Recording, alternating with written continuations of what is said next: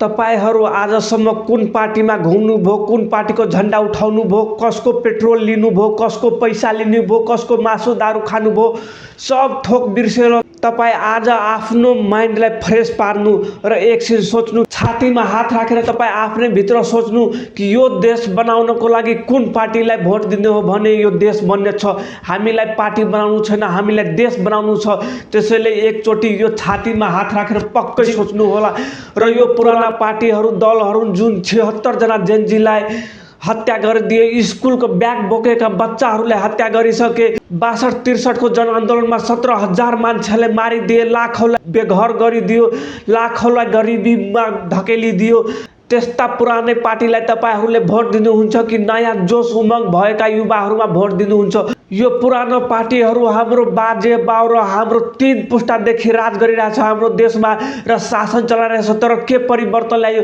त्यही खाडी मुलुकमा गएर 45 डिग्रीको घाम ताप्ने र अस्ट्रेलिया युरोपमा गएर अरूको भाडा मस्काउने, त्यही परिवर्तन ल्याउनको लागि तपाईहरूले पुरानोमा फेरि भोट दिने कि नयाँ जोस उमङ्ग भएका पार्टीमा भोट दिने र आफ्नो भविष्य आफ्नै देशमा लेख्ने?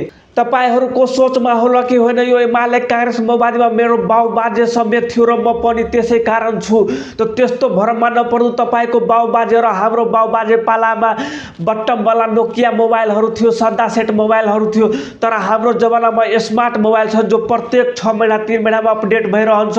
त्यस्तै पनि तपाईँ आफ्नै माइन्डलाई समेत अपडेट गर्नु र नयाँ जन्मिएका, नयाँ जोस उमङ्ग आइडिया देशप्रतिको प्रेम भएका नयाँ पार्टीलाई भोट दिनु। केवल 5 सालको लागि तपाईँ आफ्नो भोट परिवर्तन गर्नु। तपाईँलाई पार्टी छोड्नु जरुरी छैन। तपाईँ त्यही एमाले काङ्ग्रेसमा बसेर तपाईँ केवल मात्र आफ्नो भोट परिवर्तन गर्नु र यो देशको समृद्धि हेर्नु। तपाईँको गोजीमा भएको मोबाइल प्रत्येक 3 महिना 6 महिनामा अपडेट हुन्छ। तर तपाईँ आफ्नो माइन्डलाई तपाईँ आफ्नो बाउ बाजेको पुस्तादेखि नै अपडेट गर्नु भएको छैन। यो पालि अपडेट गर्नु र नयाँलाई हेर्नु। हामीलाई पार्टी बनाउनु छैन, हामीलाई देश बनाउनु छ।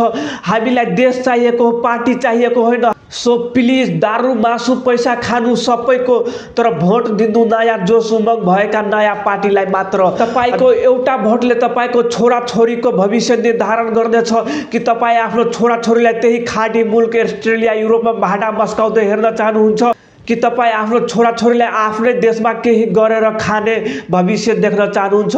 यो कुरा तपाईँमै निर्भर छ। यो एउटा भोटको कारणले गर्दा तपाईँको छोराछोरीको भविष्य खराब हुन सक्छ।